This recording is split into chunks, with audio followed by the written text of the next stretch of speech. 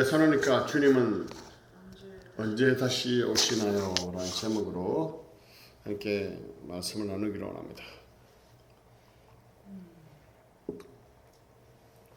제가 1990년 1월 9일에 군에 입대를 했습니다. 그럼 언제 제대했을까요? 1992년 7월 9일 날 제대를 했습니다. 30개월 딱 하루도 빠지지 않고 딱 채워서 제대했습니다.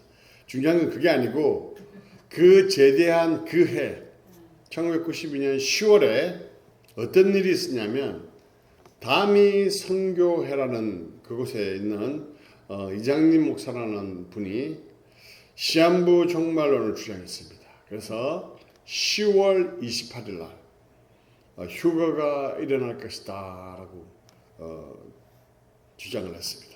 이 휴거란 뭡니까? 주님이 공중에 재림하면 구원받은 성도들이 이렇게 들림을 받는 것을 얘기하죠. 이렇게 이때 주님이 오시기 때문에 모든 것을 버리고 주님을 맞을 준비를 하라는 것이죠. 그때 여러분 미국 계셨나요? 잘 모르시나? 굉장히 큰 사건이었습니다. 완전히 난리가 났었습니다. 수많은 사람들이 이 말에 속아서 직장도 버리고 학업도 포기하고 가정도 버리고 자기 재산 다 팔아서 다미 선교에 바치고 10월 28일 날 전부 다 그냥 흰옷 입고 앉아서 주님의 공중 재림을 기다렸다는 것이죠. 어떻게 됐을까요? 아무 일이 없었으니까 지금 우리가 여기 앉아있죠. happening, just happening으로 끝나고 말았어요. 개중에는요, 그래서 뜻을 굽히지 않고 하나님의 뜻이 있기 때문에 이게 연기된 것이다 라고 주장하며 여전히 자신의 주장을 굽히지 않는 사람들도 있었다고 합니다. 그리스도인이라면 누구나 주님이 언제 오실지에 대한 그 문제는 초미의 관심사일 것입니다. 오늘 본문을 통해서 다룰 주제도 바로 데살로니가 교회가 주님의 재림에 대한 질문을 하는데요. 그 질문에 대한 답변을 바울이 합니다. 그 답변이 오늘 본문인데 바울의 그 답변을 살펴보면서 주님의 재림에 대한 올바른 신앙의 지식을 살펴보려고 합니다. 그것이 또한 너무나 중요하기 때문에 그래서 데살로니가 교회가 바울에게 던졌던 두 가지 질문, 두 가지 퀘스천을 내용을 살펴보면서 오늘 나누려고 하는데요. 이 두 가지 문제를 살펴보기에 앞서서 우리가 이제 데살로니가를 바로 이렇게 4장 5장을 들어왔기 때문에 데살로니가의 그 서론적인 부분을 우리가 좀 알고 있어야 됩니다. 그래야지 오늘 본문을 이해하고 해석하는데 쉽기 때문에 이해하기 쉽기 때문에 그 부분을 살펴보려고 하는데요. 데살로니가는 어디에 있을까요? 어디에? 그래서 준비했습니다. 보시면 데살로니가는 저기 마게도니아 저 위쪽에 있습니다. 그죠? 이제 이런 그 데살로니가와 고린도에 갔던 이제 이야기를 살펴보기 위해서는 바울이 3차 전도 여행을 하잖아요. 3차 전도 여행 중에 2차 전도 여행 때 사도 바울이 어디에서 있었냐면 아시아와 드로아, 저 빨간 서클 있죠. 그 안에 있으면서 바울은 선교를 저 소아시아 지역을 하려고 했어요. 그래서 북쪽으로도 가보고 막 했는데 선교의 길이 계속해서 막혔어요. 그래서 드로아에 있는데 그때 환상을 보죠. 마케도니아 왼쪽에 보시죠. 데살로니가 마케도니아 저쪽에서 우리를 와서 도우라는 환상을 보게 됩니다. 그래서 사도 바울이 어떻게 했을까요? 갔겠죠. 그래서 간 곳이 처음 간 곳이 바로 있죠. 빌립보입니다. 빌립보에서 복음을 전하다가 저 지역에는 굉장히 유대인들이 많았어요. 그래서 유대인들이 바울을 좋아할까요? 안 좋아할까요? 굉장히 싫어했습니다. 싫어할 정도가 아니고 그냥 죽이려고 했습니다. 그래서 도망을 해서 어디로 갔냐면 여러 가지 도시가 있는데 생략하고 바로 이 데살로니가로 갑니다. 이 데살로니가에서 약 3개월, 3, 4개월 정도 머무른 걸로 기록 나오고 있는데요. 이 데살로니가에서 머무릅니다. 그리고 베레아, 그리고 또 간 곳이 바로 아덴, 그리고 고린도입니다. 이 고린도에서 사도 바울이 데살로니가 전서를 써요. 우리가 보고 있는 이 본문을 씁니다. 이 편지를 데살로니가 전서를 쓰는데 왜 썼냐고 하면 이 데살로니가에서 너무 빨리 목숨이 위급하니까 바울이 도망 나올 수밖에 없었어요. 그래서 도망 나오면서 이 데살로니가에 대한 안타까움으로 거기에 디모데를 보냅니다. 디모데가 데살로니가에 있다가 돌아와서 이 데살로니가 교회에 가지고 있는 문제점에 대해서 이야기를 하는데 그에 대한 답변이 이제 그 내용인데요. 그때 문제점들이 뭐냐면 잘못 알고 있는 종말론, 그리고 또 영지주의의 영향, 그런 부분들을 다시 설명할 필요가 있었기 때문에 이 데살로니가 전서 후서도 있죠. 전후서를 이렇게 쓰게 된 것이죠. 그래서 데살로니가 전서에 보면요, 주님의 재림에 대한 언급을 간접적으로 4번이나 하고 있습니다. 보실까요? 같이 읽을까요? 시작. 내 믿음의 역사와 사랑의 수고와 우리 주 예수 그리스도에 대한 소망의 인내를 우리 하나님 아버지 앞에 끊임없이 기억하니, 이 소망의 인내가 주님의 오심에 대한 그 표현이거든요. 그 다음은요, 시작. 또 죽은 자들 가운데서 다시 살리신 그의 아들이 하늘로부터 강림하실 것을 너희가 어떻게 기다리는지를 말하니, 이는 장래에 누워시면서 우리를 건지시는 예수시니라. 그러니까 하늘로부터 강림하실 것에 대해 이야기하죠. 다시 또 시작. 이는 너희를 부르신 자가 자기 나라와 영광에 이르게 하시는 하나님께 합당하게 행하려 합니다. 자기 나라와 영광에 이른다는 게 뭐예요? 그 재림의 이야기하죠. 그 이야기를 부르사 이렇게 말씀하고 있죠. 자, 그 다음 마지막으로 시작. 너희 마음을 굳건하게 하시고 우리 주 예수께서 그의 모든 성도와 함께 강림하실 때에 하나님 우리 아버지 앞에 거룩함에 흠이 없게 하시기를 원하노라. 그죠?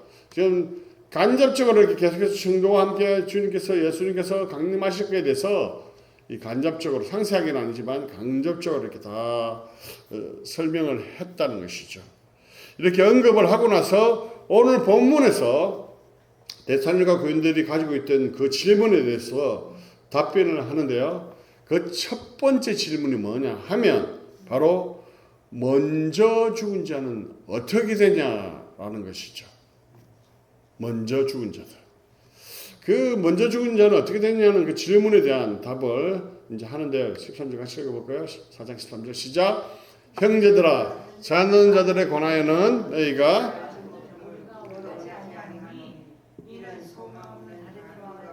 슬퍼하지 않게 하려 함이라. 이렇게 됐죠. 자, 그게 답변인데 본문을 잘 보시면 여기서 죽은 자를 뭐라고 표현하고 있죠? 자는 자라고 표현하고 있다는 거예요. 왜 이런 표현을 사용했을까요? 왜냐하면 비그리스도인들은 죽으면 모든 것이 끝이라고 생각합니다. 그래서 비그리스도인들은 죽으면 끝이기 때문에, 다시 말하면 소망이 없기 때문에 굉장히 슬퍼한다는 것이죠. 이것은 다시 만남을 전제로 한 잠시 이별을 슬퍼하는 것을 말하는 것이 아니라 이젠 영원히 잃어버린다는 것. 그 절망적인 슬픔을 가졌다는 것이죠, 그들은. 그런데 사도 바울은 죽은 자를 자는 자라고 표현한 이유는요, 성도의 죽음은 영원한 종말이 아니라는 거예요. 영원히 잃어버리는 것이 아니라는 것입니다. 영광스러운 부활을 앞둔 잠시 동안의 기다림을 의미한다는 것이죠. 그래서 이게 얼마나 중요한지, 알지 못함을 원치 않는다. 굉장히 표현이 어렵죠. 알지 못함을 원치 않는다. 어렵잖아요. 이 부정의 부정은 강한 긍정을 이야기합니다. 꼭 알아야 됩니다. 라고 강조하기 위해서 말씀하고 있다는 것이죠. 그리스도인들처럼 죽으면 끝인 줄 알고 슬퍼하지 말라는 거예요. 또한 이러한 생각은요, 죽으면 끝이라는 이러한 생각은 세상을 살아감에 있어서 방탕한 삶을 살 여지를 제공하고 있다는 것이죠. 그렇지 않습니까? 죽으면 끝인데 이 상황에서 잘 먹고 잘 살아야지. 그래서 그런 노래 있잖아요. 노세 노세 젊어서 노세. 이런 노래도 있잖아요. 이게 세상 사람들이 잘못 알고 있기 때문에 그렇다는 것이죠. 죽으면 끝이 아니라는 것이죠. 그렇죠? 또 하나의 이야기가 더 있습니다. 14장 한번 읽어볼까요? 같이 읽겠습니다. 시작. 우리가 예수께서 죽으셨다가 다시 살아나심을 믿을진데 이와 같이 예수 안에서 자는 자들도 하나님이 그와 함께 데리고 오시리라. 15절이요. 우리가 주의 말씀으로 너에게 이것을 말하노니 주께서 강림하실 때까지 우리 살아남아 있는 자도 자는 자보다 결코 앞서지 못하리라. 16절이요. 주께서 호령과 천사의 소리와 하나님의 나팔 소리로 친히 하늘로부터 강림하시리니 그리스도 안에서 죽은 자들이 먼저 일어나고 17절 그 위에 우리가 살아남은 자들도 그들과 함께 구름 속으로 끌어올려 공중에서 주를 영접하게 하시리니 그리하여 우리가 항상 주와 함께 있으리라. 아멘. 왜 바울이 이 이야기를 하고 있느냐면 데살로니가 교인들은요 주님의 재림이 임박했다고 생각했고 그래서 살아있을 때 주님을 이렇게 재림을 맞이해야 되는데 죽어서 부활에 참여하는 것은 이게 직접 살아서 만나는 것보다 더 큰 기쁨, 더 큰 축복이 아니라고 생각했다는 것이죠. 조그만 차이가 아니라 그 기쁨과 축복이 조그만 차이가 아니라 심각하게 크다고 생각했습니다. 심지어는 이미 죽은 자들은 그리스도를 만나지 못할 것이라는 잘못된 믿음까지 가지고 있었다는 것이죠. 그러니까 이제 그 시대에도 자기 부모들이 죽고 친척도 죽고 친구도 죽고 할 거 아니에요? 그러니까 주님 오시기 전에 한 명씩 죽어갑니다. 그러니까 어떤 마음이 들어요? 살아서 주님을 만나야 되는데 아니 이 사람들이 다 죽고 있네. 어떡하지? 아이고 이 사람들 어떡하나? 슬펐다. 굉장히 슬펐다는 것이죠. 그래서 사도 바울이 조금 전에 읽었던 그 내용을 말씀한 것이죠. 15절에 보면 뭐라 됐습니까? 살아서 주를 맞이한 자가 죽어서 부활되는 자보다 어떻게 됐다고요? 앞서지 못했다고. 15절 보여드릴까요? 어떻게 됐습니까?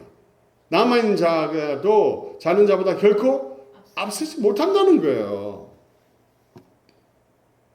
이것은 무엇보다요 우리가 전제하고 있는 게 뭡니까? 주님이 부활한 것처럼 우리도 부활할 것이라는 전제를 가지고 있는 것이죠. 그리고 그 죽은 자들은 주 안에서 주와 함께 있다는 거예요. 그러니까 비그리스도인들 세상 사람들이 생각하고 있는 것하고는 전혀 다르죠. 끝이 아니라는 거예요. 우리가 죽으면 주님과 함께 있고 예수 안에 있는 자들은 다 하나님과 함께 있다가 주님 오시면 먼저 부활한다는 거죠. 그리고 그 기쁨이 살아서 만나는 것보다 더 크다는 거예요. 살아서 주님의 재림을 만나는 것보다 더 크다는 거예요.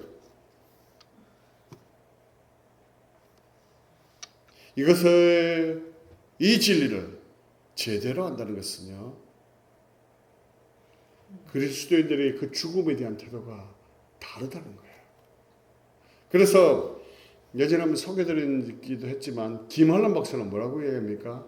내가 죽으면 장성곡을 틀지 말고 찬양곡을 크게 불러달라고 그렇게 이야기하잖아요. 이게 이러한 믿음을 가지고 있고 그러한 전제를 가지고 있기 때문에 그렇습니다. 그러나 믿지 않는 사람들의 그 장례식에 가보십시오. 그 막 난리죠. 그 울음소리가 완전히 한탄과 분노와 슬픔과 그러나 그리스도인의 장례식은 그렇지 않습니다. 천국의 입성 할렐루야 상황이 틀리다는 것이죠. 유대인들의 핍박이 극심한 상황 속에서 자신들에게 복음을 가르쳤던 그 바울조차 없는 그런 상황입니다. 그렇죠?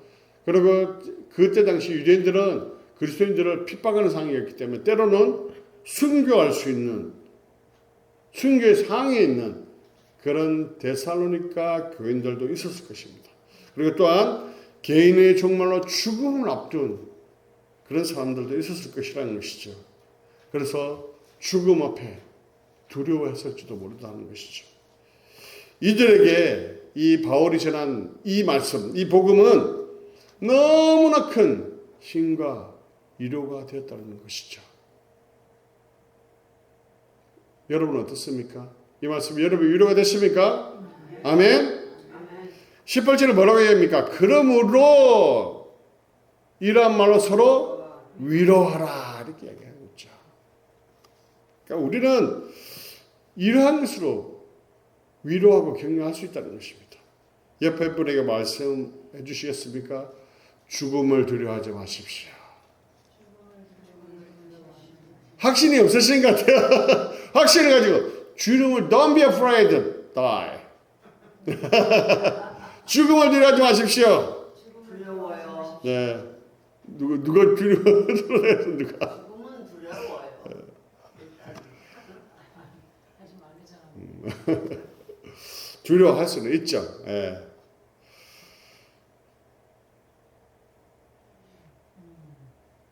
죽으면요, 우리는 주 안에 거한다고 그랬습니다. 그죠?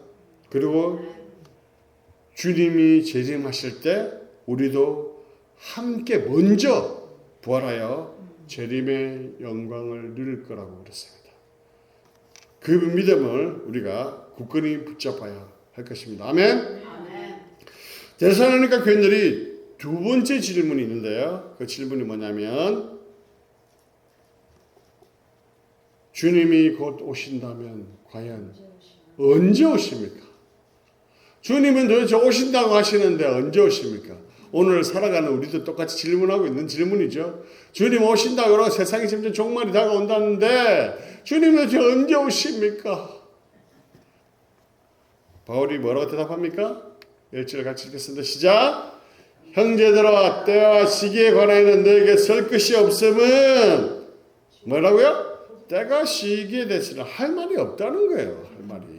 근데 많은 이단과 하여튼 그런 사람들은 이 종말, 그죠? 종말론을, 시한부 종말론을 이야기하면, 하나님께서 나는 알려줬어. 이야기하면, 많은 사람들 미혹하죠. 그러나 사도 바울은 할 말이 없다라고 얘기합니다. 왜 그렇습니까? 이미 그들에게 자세히 이야기해 줬거든요.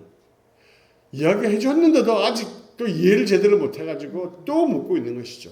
자, 이전에 어떤 내용을 자세히 알고 있었을까요? 같이 읽겠습니다. 시작.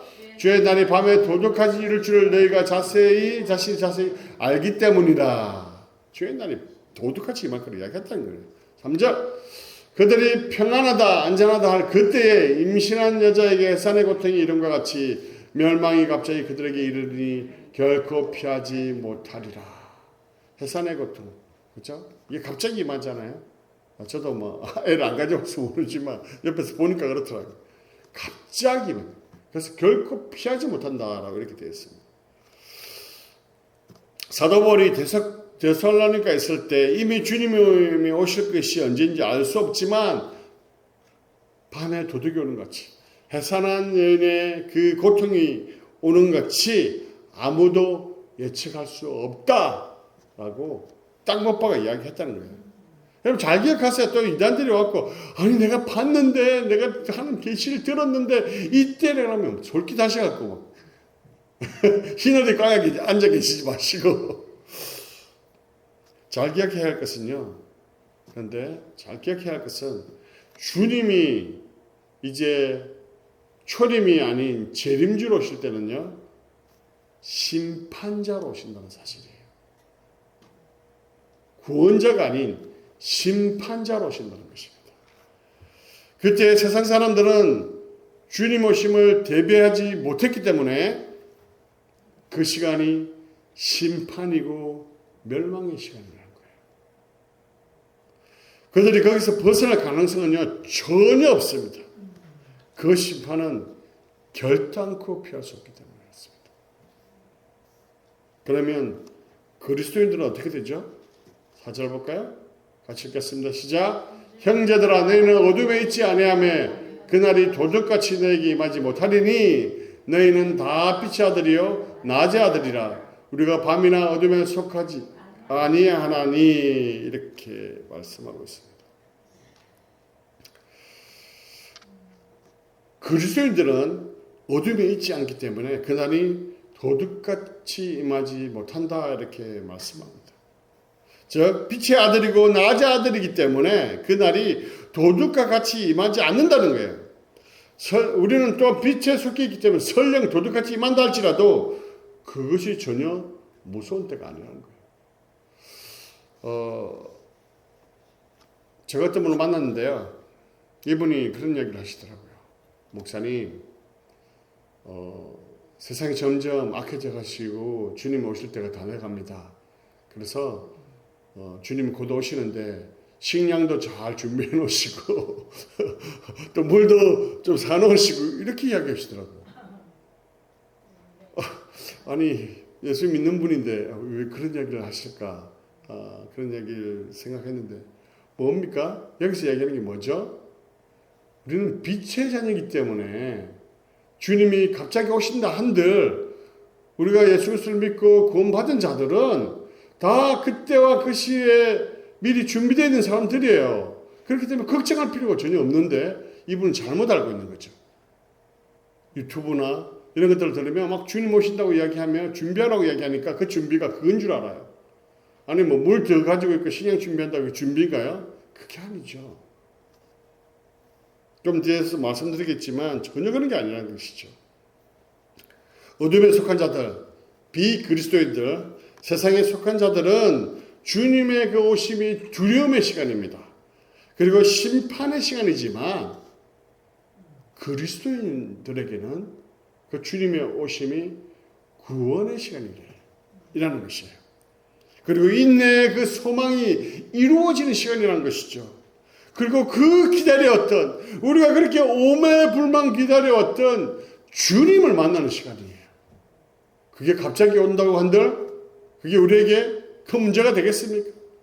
사도 바울이 그 이야기를 하고 있는 것이죠. 그렇게 우리는 주님의 오심을 인내로 소망하며 기다릴 수 있어야 됩니다. 옆에 분에게 말씀해 주세요. 조금만 더 참고 기다립시다. 조금만 참고 기다립시다. 우리의 소망이 곧 이루어집니다. 우리의 소망이 곧 이루어집니다. 아멘? 아멘. 그렇습니다. 네. 이러한 주님의 재림의 소망을 주님 오실 때까지 끝까지 붙잡고 하는 게 중요한 것이죠. 그렇게 해서 어떻게 하라고 말씀합니까? 6절까지 읽겠습니다. 시작. 그러므로 우리가 다른 들과 같이 자지 말고 오직 깨어 이 자지 말라는 또 이거 보고 문자 표현 그대로 하고 또 집에 가셔갖고 또 안 자고 그러지 마시고 그게 아닙니다. 그죠? 깨어 정신 차리라는 그 뜻이죠. 경각심을 가지라는 거예요. 잔다는 의미가 뭡니까? 경각심 없이 그냥 주님의 재림을 대비하지 않고 이렇게 있는 상태를 얘기하잖아요. 그죠? 그렇게 주님 오심을 준비하며 정신 차리라는 거예요. 구체적으로 깨어 정신 차리라는 표현이 무엇일까요? 7절에 나오는데 8절 읽겠습니다. 시작. 자는 자들은 밤에 자고 취하는 자들은 밤에 취하되 우리는 낮에 속하였으니 정신을 차리고 믿음과 사랑의 신경을 붙이고 구원의 소망의 투구를 쓰자 이 말이죠. 재림의 문제 앞에 여러 가지 이야기를 인포메이션을 받을 때 흔들리지 않고 이길 수 있는 길이 뭡니까? 믿음이라는 거예요. 사랑이라는 거예요. 그리고 소망이라는 거죠. 지금 저기는요 공격력 무기가 아니에요. 저 영적 전쟁을 이야기하는데 영적 전투를 이야기하는데 저 공격력 무기가 아니에요. 호심경은 중요한 가슴을 막는 그죠? 머리도 중요한 것이잖아요. 맞으면 그죠? 도끼를 맞든지 뭐 몽둥이를 맞으면 죽잖아요. 그러니까 투구를 쓰는 거예요. 다 방어용이에요. 그것을 정신 차리고 영적으로 깨어서 믿음과 사랑을 실천하고 소망을 붙잡고 살아가라는 거예요. 그죠? 믿음은 있는데 잘 보세요. 이 믿음과 사랑이 함께 가는데요. 믿음은 있는데 사랑은 없다. 가능할까요? 사랑은 있는데 믿음이 없다. 가능할까요? 아니요. 믿음이 있는 사람이 그 사랑을 실천할 수 있습니다. 그 사랑은 하나님에 대한 사랑일 뿐만 아니라 이웃에 대한 우리 함께 신앙생활하는 공동체 안의 동역자들에 대한 그 사랑도 포함되는 것이죠. 그것을 이루어가라는 것이죠. 실천하며 살아가라는 것입니다. 그게 깨어 정신 차리고 살아가고 종말을 준비하고 주님 오심을 준비하는 자의 자세라는 거예요. 그 재림의 문제가 자꾸 흔들리니까 그 재림의 문제가 흔들리는 이유가 뭐냐면 믿음의 문제라는 거예요. 믿음. 자꾸 와서 뭔가 이야기를 하니까 두렵고 또 염려되고 하니까 그게 흔들린다는 것이죠. 당연히 우리가 하나님의 자녀이고 빛의 자녀이기 때문에 주님이 오실 때가 구원의 시간이고 소망의 시간이지만 이 영적 전쟁에 흔들려서 믿음이 흔들리면요 주님의 오심이 소망의 시간이 아니라는 거예요. 두려움의 시간이 될 수 있기 때문에 사도 바울이 이 이야기를 하고 있다는 것이죠. 그래서 교회 공동체 안에서 서로 피차 건면하고 서로 덕을 세우라 이렇게 해야 됩니다. 같이 읽어볼까요? 시작. 그러므로 피차 권면하고 서로 덕을 세우기를 너희가 하는 것 같이 하라 이렇게 되죠. 이 덕을 세우는 게 뭡니까? 믿음과 사랑과 그 소망을 붙잡고 열심히 살아갈 때 그게 서로 덕이 되고 또 서로 거기서 떨어져 나갈 때 권면하고. 교회라는 공동체가 왜 필요합니까? 혼자 신앙생활 할 수 있으면 그냥 집에서 하면 되죠. 인터넷 보고 예배드리면 되죠. 그렇지 않다는 거예요. 서로 권면하고 서로 덕을 세우고 서로 모습을 보고 힘을 얻고 이렇게 하라고 교회가 주어져 있는 것이죠.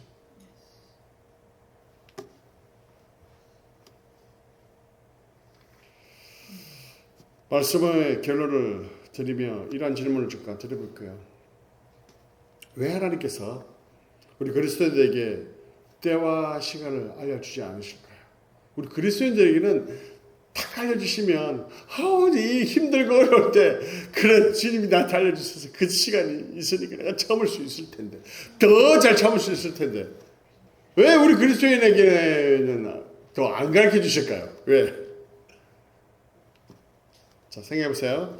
우리가 재림의 때를 정확히 안다면요 아직 시간이 있다 하면서 나태해질 수밖에 없어요. 인간이 그렇습니다. 본능적으로. 딱 시계가 정해져 있으면 그렇게 된다는 것이죠. 또 약간 더 머리가 더 좋은 사람은 어떤 줄 아십니까? 세상 가운데 실컷 즐기다가 마음대로 할 것 다 하다가 딱 하루 전날 주님 오시기 하루 전날 회개하면 된다 생각하고 안일함에 빠질 수 있기 때문에 그렇다는 것이죠. 그래서 우리가 해야 할 것은 재림의 그 때와 시기에 대한 관심을 갖기보다는요 재림의 때까지 우리가 빛의 자녀로서 그 빛의 역할을 어떻게 하면 살아갈 것인가의 그 고민 속에서 계속해서 깨어 긴장하며 정신 차리고 살아가야 한다는 것입니다. 그리고 그 주님이 오실 때까지 본문의 말씀처럼 믿음과 사랑의 호심경을 딱 붙이고 머리에 그 소망에 두고 어떤 일 있어도 그 구원의 주님께서 오시고 그 소망이 있다는 그 소망의 구동을 딱 쓰고 영적 전쟁에 승리할 수 있도록 하나님께서 그때와 시기를 가르쳐 주지 않는다는 것입니다. 사랑하는 성도 여러분, 그리스도인들은 죽음으로 끝이 아닙니다. 바로 새로운 소망이 우리에게 있기 때문에 그렇습니다. 그렇기 때문에 우리가 우리의 죽음 가운데 있다 할지라도 그리고 아니면 또 먼저 간 이들을 바라보면서도 그 부활의 영광을 바라보시고 새로운 소망을 가지시는 여러분 되시기를 간절히 축원합니다. 또 주님 오실 날이 언제일지는 우리가 알 수 없지만 그때를 바라보면서요 인내하며 하루하루 그 믿음과 사랑의 호신경을 붙이고 구원의 그 소망의 투구를 쓰고 늘 깨어서 영적 전쟁에 승리하시는 여러분 되시기를 주님의 이름으로 간절히 축원합니다. 이 시간